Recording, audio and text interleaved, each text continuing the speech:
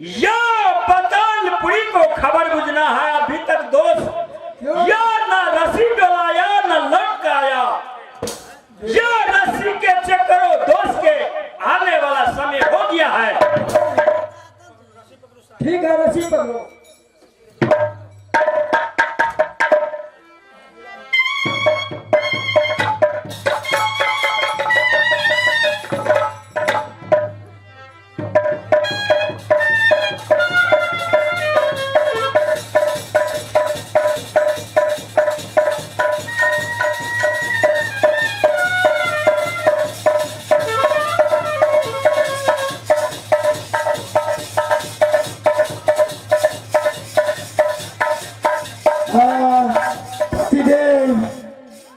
मेरी एक काम गड़बड़ हो गई पतिदेव।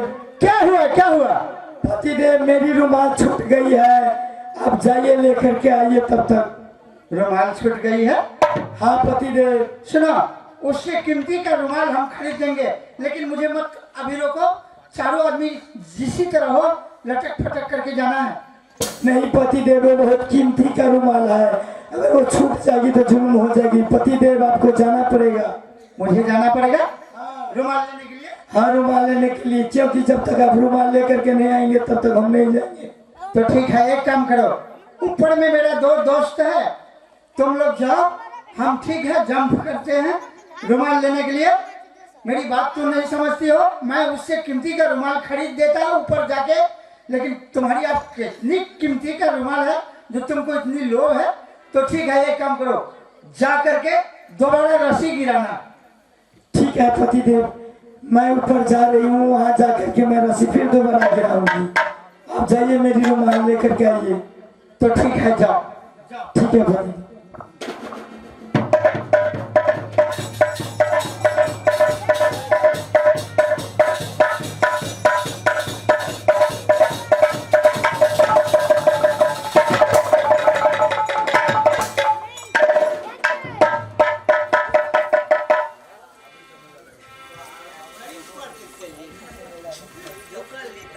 सुनो, अरे बहन एक काम, रस्सी लो, एक काम करो भाई, ये लोग वही दोनों दोस्त है ना? अच्छा तुम लोग ये जंगली बादशाह का दोस्त है ना? हाँ उसी का दोस्त हूँ। एक काम करो, मेरी पतिदेव रह गए हैं पतालपुरी में, रस्सी फिर दोबारा गिराना होगा, उसको लेके आना होगा। एक काम करो सखी, ये माइक पकड़ो, मैं दोबारा रस्सी गिराती हूँ। ठीक है बहन, जल्दी खसाइए बहन। क्या हुआ बहन? क्या हुआ भाई? ये रस्सी तुम लोग को नहीं मिल सकता है। क्यों? क्योंकि ये रस्सी एक ही बार पतालपुरी में गिरता है, दोबारा नहीं गिरता है। अरे भैया, आपका दोस्त तो वही है ना जंगली बादशाह, क्योंकि मेरी कीमती का रुमाल छूट गई थी।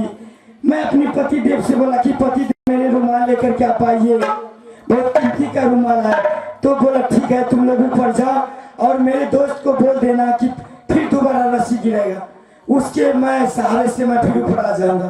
अगर आप रस्सी नहीं गिराने के लिए चाहते हो तो मर जाएगा आपका दोस्त।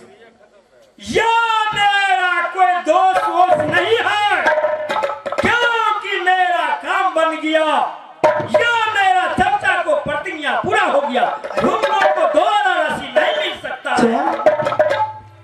तुम लोग का ये दोस्त नहीं था? या दोस्त तो था लेकिन नहीं था। अरे कहते हैं, अरे इस भरी दुनिया में कौन किसका होता है, अरे इस भरी दुनिया में कौन किसका होता है, जिस दोस्त पर भरोसा था वही धोखा देता है। एक काम करो, वो बोला कि मेरे दोस्त से बोलना रस्सी गिराने के लिए, क्योंकि मैं उसी को सहारा से पतालपुरी से मैं ऊपर आ सकता हूँ, दूसरा कोई उपाय नहीं है। अगर आप रस्सी नहीं गिराएगा तो तुम्हारा दोस्त मर जाएगा, मेरा पतिदेव मर जाएगा। इसलिए करके मैं पाँव पकड़ के कहती हूँ कि रस्सी दो और मुझे गिराने दो। ये रस्सी नहीं मिलता है, या मेरा कोई दोस्त नहीं है, या मेरा साथ आप लोग को चलना होगा। रस्सी नहीं मिल सकता है। ये नामुमकिन है। जब तक वो पतालपुरी से मेरे स्वामी लौट करके नहीं आएंगे तब तक हम लोग कहीं जाने वाली नहीं है, हम लोग वहीं पर बैठी रहेंगी। भैया जी, ये सोचा उन्नीस भी नहीं आता है, किस कुछ टेढ़ा करना पड़ता है, या ये लोग नहीं मानता है। इस लोग नहीं मानता है तो ये घोड़ा से तो जरूर मानेगा। देखो तुम लोग को रस्सी नहीं मिलता है, मेरा साथ चलेगा या कोड़ा को मार। नहीं जाऊंगी, नहीं जाऊंगी। सुनो भाई साहब, मैं पाँव पकड़ के कहती हूँ कि एक बार दोबारा रस्सी मुझे और गिराने दो, अपने हाथे से दो, और वो आ जाएगा साथ में, हम लोग सब के सब मिल करके चलेंगे। ये दोबारा रस्सी नहीं गिरेगा। या तुम लोग चलो मेरा साथ, अगर मेरा साथ चलेगा या मेरा काम होगा। अगर तुम लोग नहीं मानेगा या मेरा चमोटी तेरे बदन पर चलेगा। नहीं भैया, क्योंकि एक बार भी मेरी बात मान लो, क्योंकि आपका दोस्त है, आपको मेहनत से ऊपर में छोड़ दिया है, वो कितना मेहनत करके पतालपुरी गया है, जान के बाजी खेल करके। मैं आप लोग से मैं प्यार पकड़ के कहती हूँ कि रास्ता दे दो और एक बार मुझे गिराने दो।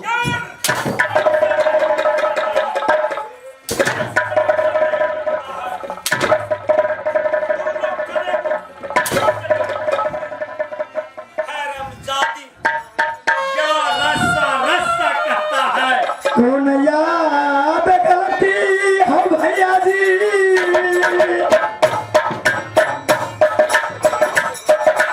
आहो हमरा से भेला भैया जी। मैं पापा के कहती हूँ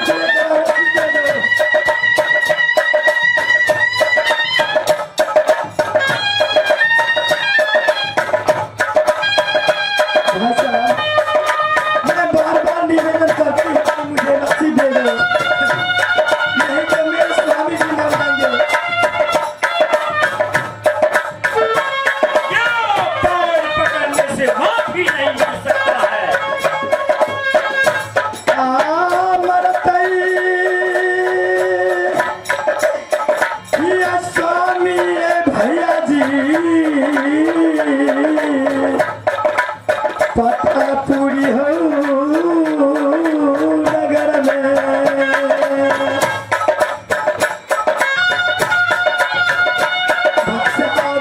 क्योंकि आपकी दोस्त है, मैं उसके बगैर में नहीं जा सकती हूँ। तुम मुझे कुछ करो, करके मिटा दो। नहीं पड़ेगा उन्हीं को। हाँ भैया जी, हो या तने गिनती हो भैया जी।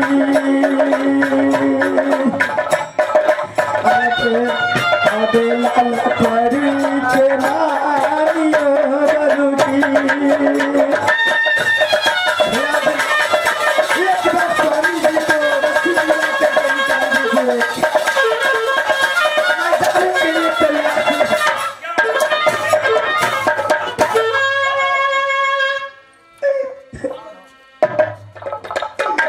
क्या करूं बहन, अगर मैं इस समय जाने के लिए नहीं तैयार होती हूँ तो मार मार करके हम लोग चमड़ा को उधार देंगे। चलिए भैया जी। भाग रहे हमें, आप चाल रहे हो, सड़क हवा हो भैया हो, मेरा हो,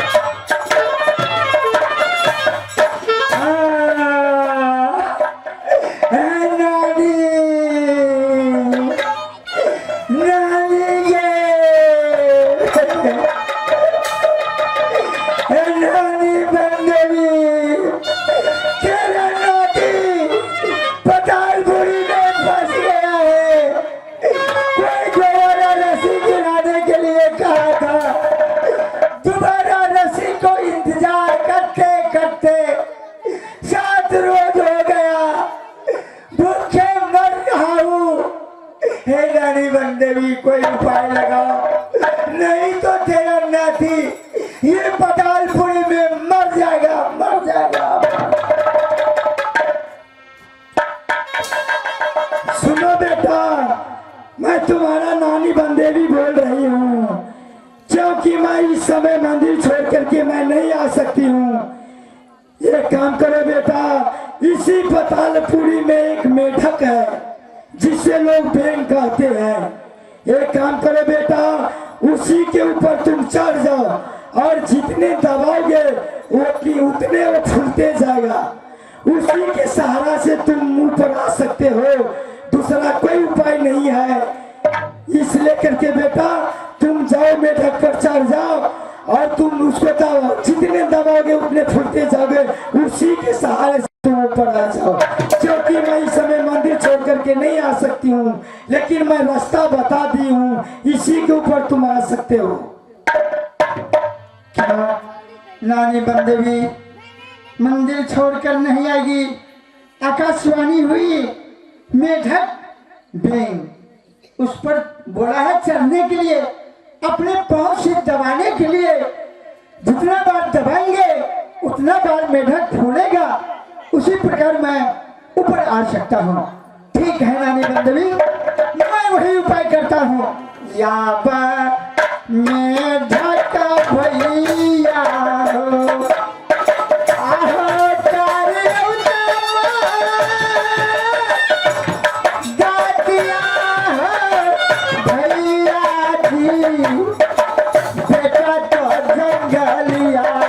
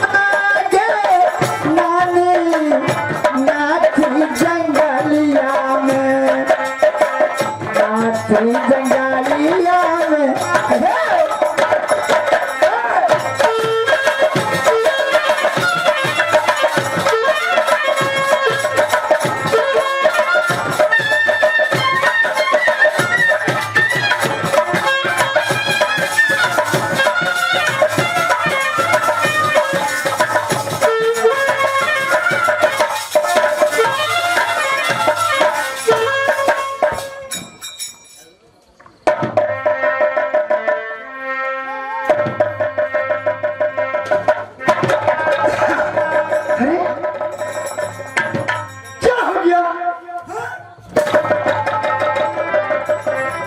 लाल परी, हरियर परी, पियर परी, कोई नहीं है यहाँ। मेरा दोस्त है।